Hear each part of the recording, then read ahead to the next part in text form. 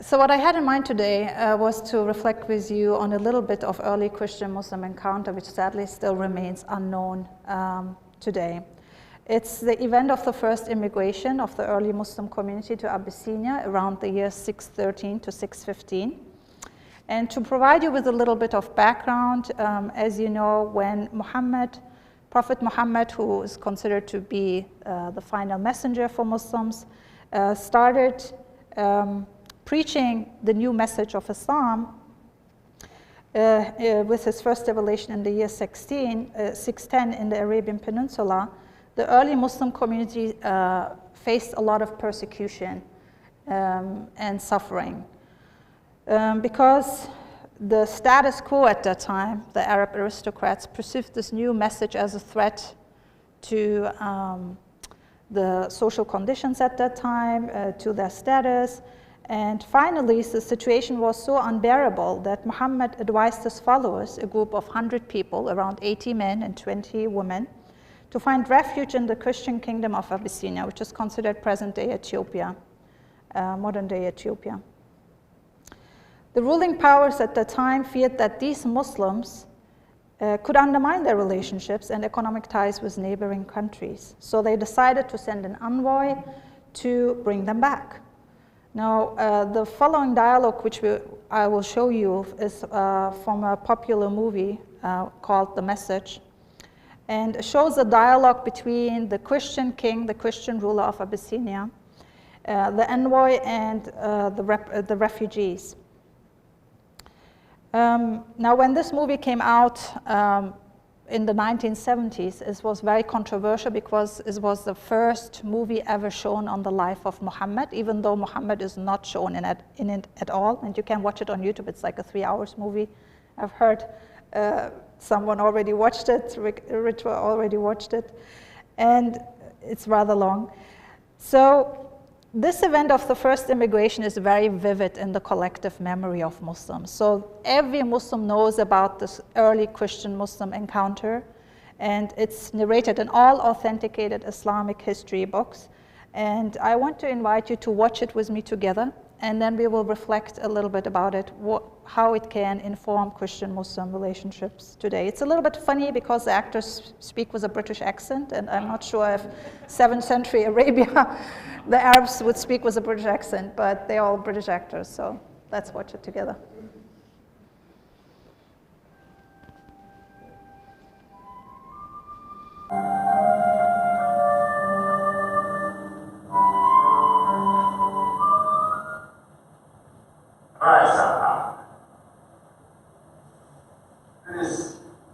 Nothing to be asked. We will have you. Liar of Judah, I don't know where to begin. We have our French. Begin there. 7 runaway slaves have escaped from us, your kingdom. Slaves go back, as you and I would return our slaves to us. There are, however, some free men among them, rebels. This disturbs the idea. Why am I informed? They are rebels in religion. At one time or another, all religious rebellions, the bodies of slaves of the world have been at our disposal. But as Jesus Christ is our shepherd, the souls of men are his sheep. These are Arabs who have betrayed the religion of their fathers and follow a lunatic they call a prophet. But I cannot put souls in chains by either.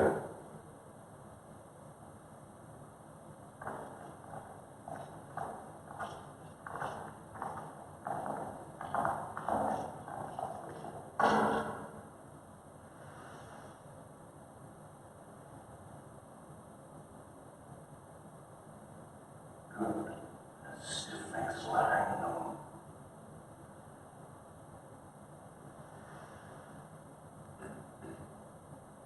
Do you not bow yourself to be a prophet? Muhammad is a man. We knew. Where did you go? Well, Muhammad's miracles, your father. If he were a prophet, he'd like the sky with miracles. Indeed, it's true. God has given part of the silent miracles that we may recognize them.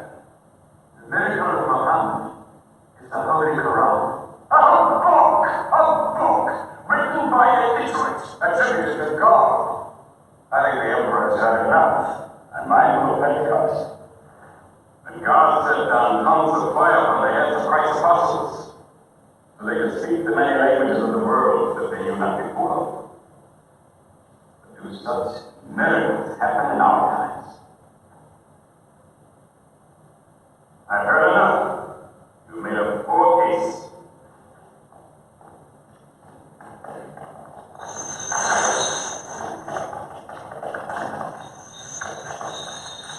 When we suffered persecution in Mecca, Muhammad told us, go to Abyssinia, the land of a righteous king, where no man is wrong. What they call persecution was fair punishment. That's order. Now, why did you not continue to be? Because you believe in the book of the one God as we do. He sent us because in your heart God will protect us. Talking with him like drawing water from a mirage. But they've now made a duty on me to listen to them, my friend.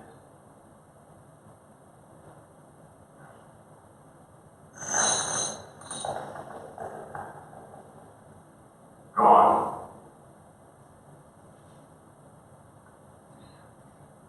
For years, we worshipped wood and stone, images of our own manufacture. We lived in ignorance of God. We had few earthly laws and no heavenly laws. The rich neglect the poor, and the natural pity of man, whereby he thinks his brother up when he is fallen, is decided by them as upsetting social order. To this inhumanity has come a man whom God chose. And in that we believe.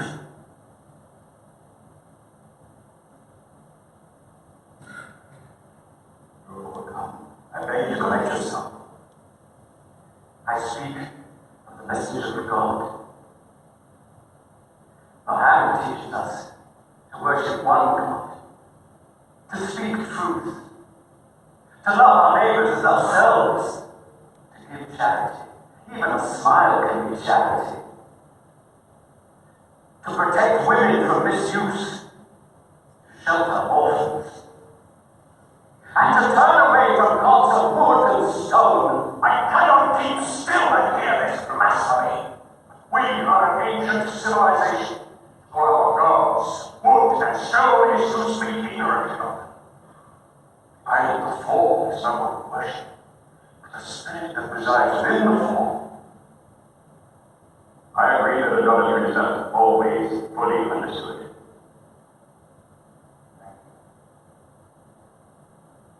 Now let me bring it back to women. God made woman to be the proper companion of man. She is different, but equal. Equal. We buy them, feed them, clothe them, use them, discard them. Women equal to us.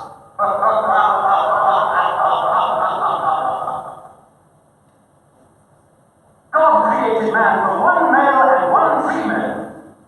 Now, you must respect in all women the womb that bore you. Why are your 300 gods so tongue-tied? Why is only God is eloquent? God has spoken to us before. Through Abraham, Noah, Moses, and through Jesus Christ. Why should we be so surprised that God speaks to us now through Muhammad? Who taught you those names? Their names in the Quran. I know what happened when he was an orphan, whining sheep. And we knew Christ as a carpenter. What Christ says, and what your Muhammad says, is like two rays from the same land. They are lying. They deny Christ. You worship three gods, they say. Father, Son, and Holy Ghost, they say. What do you say of Christ? They say God can have a son. Christ is not the Son of God. Speak to me of Christ. We say of Christ what our prophet has taught us. That God cast his Holy Spirit into the womb of a virgin named Mary, and that she conceived Christ, the apostle of God. The apostle is not the Son, but the Son. What is your miracle? Your Quran. Say of the birth of our dear Lord Jesus Christ. May I relate the words? Come close to me.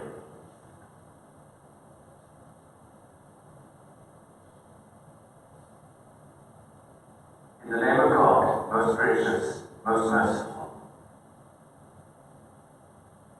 Relate in the book the story of Mary, how she withdrew from her family to a place in the east, how we sent to her our angel Gabriel, who said, I am a messenger from your God, to announce the birth of a holy son to you.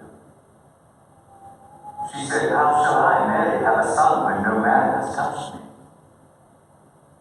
And Gabriel replied, for your Lord says, it will happen. We appoint him as a sign unto man, and a mercy from us. It is a thing ordained.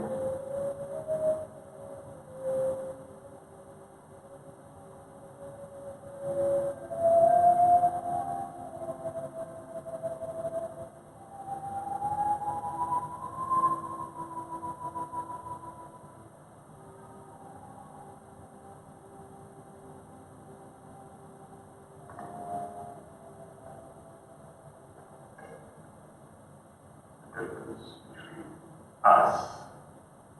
You. There inside.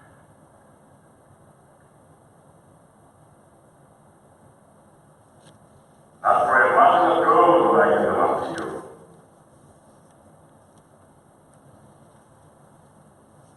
May you live in Abyssinia in peace, as long as you wish. May God's blessings be upon you.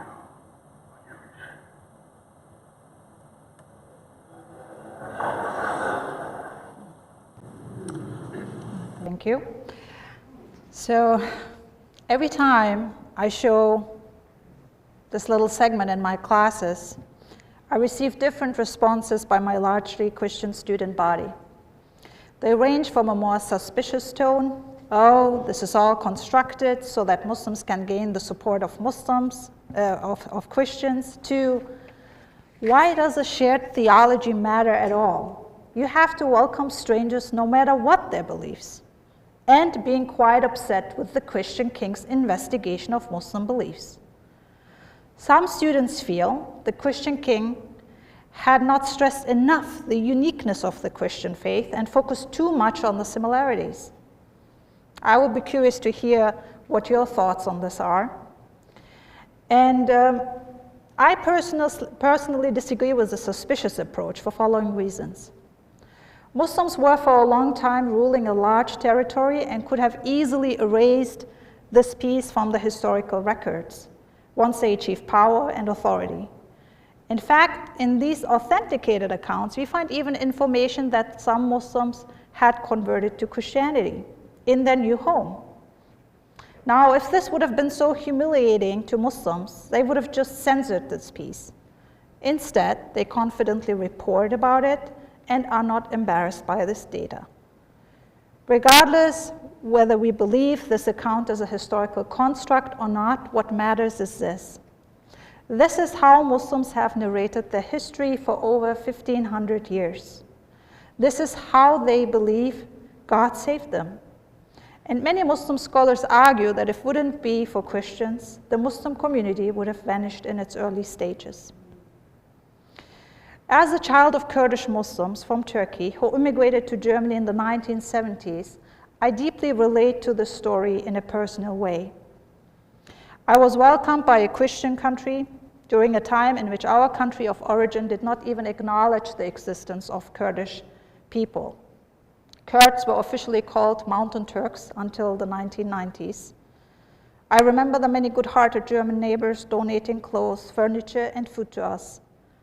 I remember our dear German neighbor coming and helping us 6 children with our homework, our schoolwork.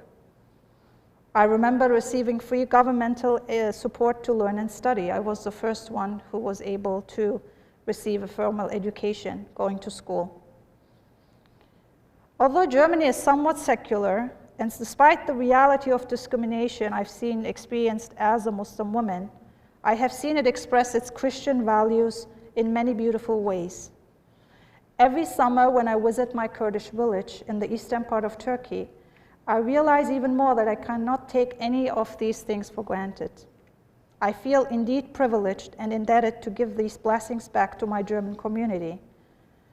Quite frankly, it saddens me that religious leaders, especially Muslims, have not referenced this historical incident enough while I was growing up. I believe it contains much guidance for both of our communities today. So what are some of the lessons I derive from this early Christian-Muslim encounter? I think the most fundamental element in this account is that the belief in one God and the shared love for Jesus and Mary had created a bond between Christians and Muslims.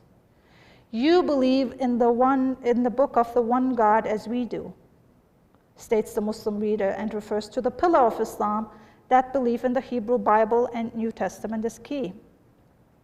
Despite their differences in understanding the nature and role of Jesus, they stress the common theological repertory: upholding justice, caring for the poor, protecting the weak, loving your neighbor as yourself.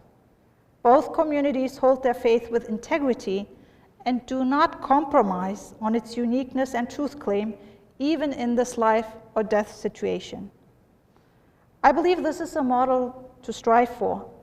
Living in a pluralistic setting while being comfortable with competing truth claims, engaging in rich dialogue, allowing everyone to express their spiritual identity without feeling being threatened. I especially love the self-confidence of the Christian ruler. He's willing to listen. He's so chill and relaxed. He's like, come on, people, let's just hear out each other, right? I just admire this. You know, he doesn't feel threatened. He's so rooted. And out of that rootedness, he's able to engage. He's willing to listen, to hear them out first before judging them. I cannot put souls into chains without hearing them. Or they made a duty on me to listen, he says. So as a person of faith, it is important to listen first. Judging people without knowing their story is unacceptable. In this context, I would like to share with you a portion of the refugee poem Home, written by Kenyan-born Somali poet Warsan Shiri. You have to understand that no one puts their children in a boat unless the water is safer than the land. No one burns their palms under trains, beneath carriages. No one spends days and nights in the stomach of a truck feeding on newspaper unless the miles traveled means something more than journey. No one crawls under fences. No one wants to be beaten, pitied. No one chooses refugee camps or strip searches where your body is left aching, or prison because prison is safer than a city of fire. And one prison guard in the night is better than a truckload of men who look like your father. No one could take it. No one could stomach it. No one's skin would be tough enough. The go-home blacks, refugees, dirty immigrants, asylum seekers sucking our country dry with their hands out. They smell strange, savage, messed up their country, and now they want to mess ours up. How do the words, the dirty looks, roll off your backs? Maybe because the blow is softer than the limb torn off, or the words are more tender than 14 men between your legs. Or the insults are easier to swallow than rubble, than bone, than your child body in pieces. Want to go home, but home is the mouth of a shark, home is the barrel of the gun, and no one would leave home unless home chased you to the shore, unless home told you to quicken your legs, leave your clothes behind, crawl through the desert, wade through the oceans, drown, save, be hunger, beg, forget pride. Your survival is more important. No one leaves home until home is a sweaty voice in your ear saying, leave, run away from me now. I don't know what I've become, but I know that anywhere is safer than here.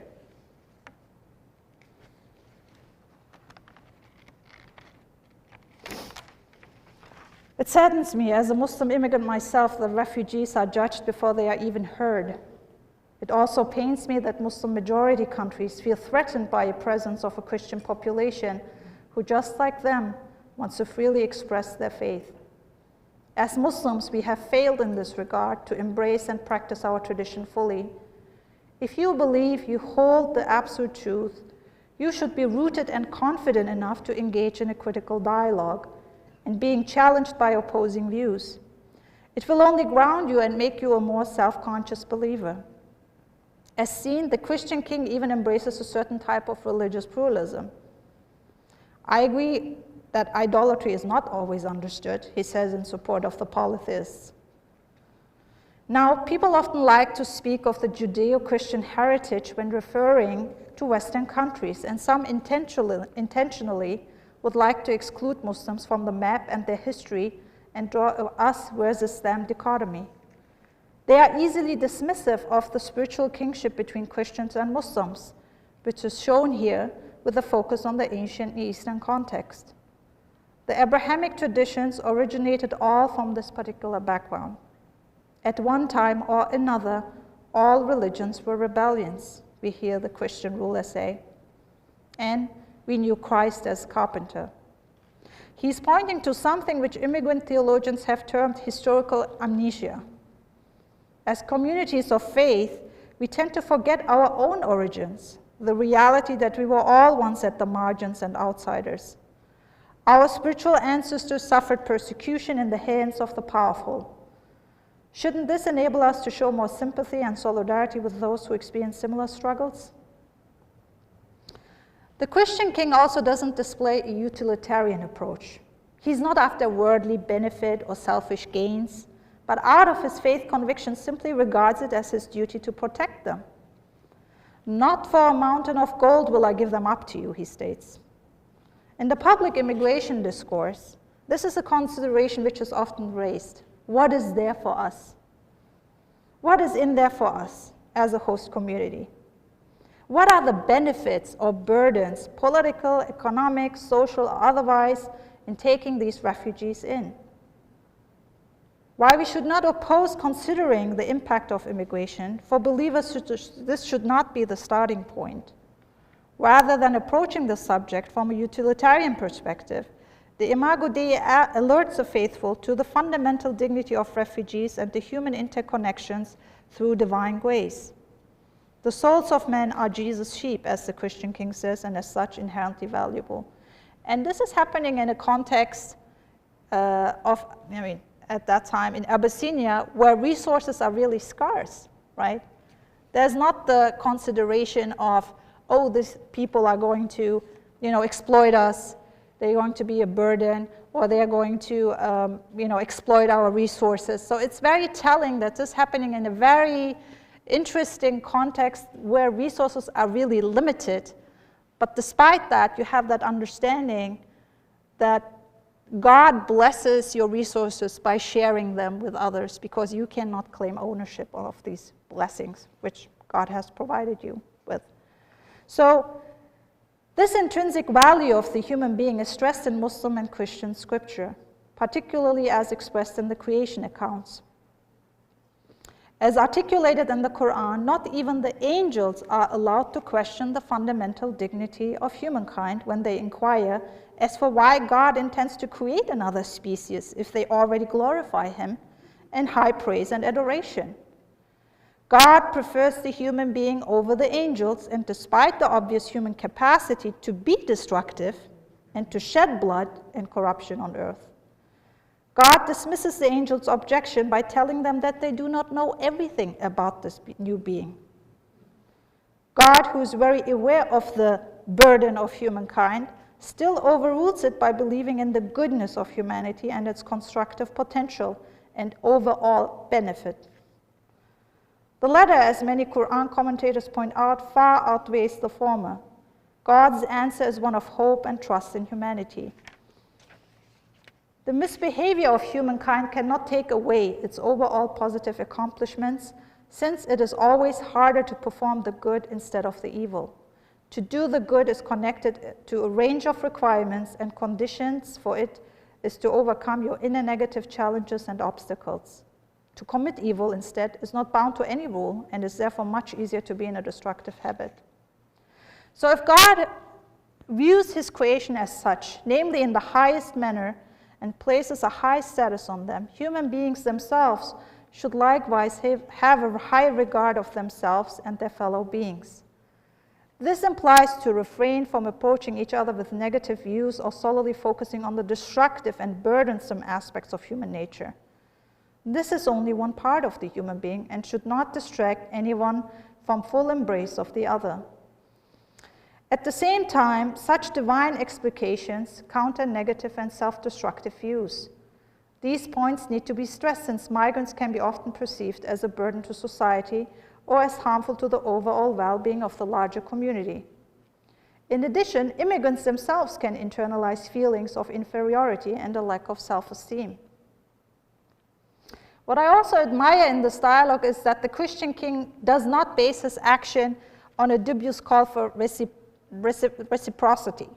Oftentimes, we hear in the immigration discourse that host countries will help Muslim refugees if Muslim countries equally treat Christian immigrants in a just manner. As I said earlier, I strongly believe that Muslims have an obligation to welcome Christian immigrants in the best way. But to base your actions on someone else's attitude is simply not the right departure point for faithful communities. What is additionally emphasized throughout this Christian-Muslim engagement is the strong virtue of hospitality. You may live in Abyssinia in peace as long as you wish, declares the Christian king. Hospitality as a Christian and Islamic virtue has been central within theological writings on migration and is highlighted by the example and practice of Jesus, peace be upon him, who expressed it most profoundly in the second greatest commandment, love your neighbor as yourself. The biblical tradition of radical hospitality exhorts the person of faith to give shelter to strangers in need. Likewise, the Quran explains that radical hospitality is to internalize that it is God who has shown utmost hospitality to all human beings during their temporary dwelling on earth, providing them in his mercy and compassion with sufficient resources, food, shelter, the skills and faculties needed to acquire a comfortable stay. Human beings, as vicegerents of God, are therefore called to display such divine qualities to others in need. Radical hospitality includes embrace of everyone, and God's mercy is bestowed on all humans. That many refuse to conform their lives to this divine attitude of hospitality is clear through Satan's refusal to bow down in front of the first human being. Now that's the story as told in the Quran. Among his followers are those who equally claim in an arrogant and haughty manner that they are much more privileged and entitled than other beings and therefore possess a certain superiority. Believers can equally fall prone to such a mistaken behavior. They assume their degree is above others and therefore display an exclusionary behavior by denying them access to the divine bounties they enjoy. Now, this is condemned by Quranic standards. Radical hospitality not only entails that one shares the material blessings given by God with others, but it also implies to be emotionally hospitable in embracing the environment, in embracing the other. So this is very interesting. You have, for example, my own German context, many immigrants who feel very satisfied with the, with the government or the larger community providing for their material needs, but it's the emotional needs, the mental and spiritual needs which are not met or which are not allowed to be expressed more freely, which is a human need, right? So here we have the idea in the scriptures that hospitality is a wider concept. It's not just, okay, we need to satisfy the physical and material needs of a human being, but really what are the deeper spiritual, these, immaterial needs which need to be satisfied in a human being, and where there's a lot of complaint and mental health issues and trauma and stress. So hospitality is to honor and respect a newcomer by creating an inclusionary environment conducive for the common good. The opposite results in social sicknesses like racism, aggressive nationalism, or other articulations of superiority. Hospitality implies a state of humility which recognizes that one cannot claim absolute ownership of earthly resources. Now, of course, there is the notion of private ownership, but ultimately, I'm not owning these things. They are given me as a trust by my Creator, and it's important to see others equally deserving of God's blessings, and therefore to share them. Now, the concept is interesting in the Islamic tradition. If you give something away, like alms tax, which is called zakat, it literally means blessing and purification. So the idea is by giving away, you actually internalized your, your wealth and income and your possessions. So by giving it in the name of God to someone and sharing it in the name of God with someone, is to eternalize it and make it long-lasting, right? Because you have given it for God, it's now eternal. It's actually what is in your pocket, rather than seeing it as, oh, okay, the resources are gone and I don't have anything anymore. So these are only a few observations as I reflect on this early Christian-Muslim encounter. I think there are many more things which can be learned from this historical event. But for me as a believer, it's something where I really, revisiting this historical event has informed me in how to engage with people of other traditions. I would like to conclude with some words of hope expressed by famous Muslim American author and filmmaker Kamran Pasha. The history of Christianity's relationship with Islam has not always been so cordial. From the Crusades to the horrors of September 11th, both communities have committed atrocities against the other. And yet it was not so at the beginning. And perhaps it will not be so at the end. For me as a Muslim, the story of how Christians and Muslims could see the truth in each other's hearts is one of the most beautiful tales to unite our communities as we struggle to define faith in the 21st century. I believe that the tale of the Christian king and the Muslim refugees is not just a memory of a time long past. It is, I hope, a vision of a world still to come. A world that will be built by sincere people of faith who care more about love for humanity than about the triumph of their own tribe or theology. It is, God willing, a prophecy. Thank you.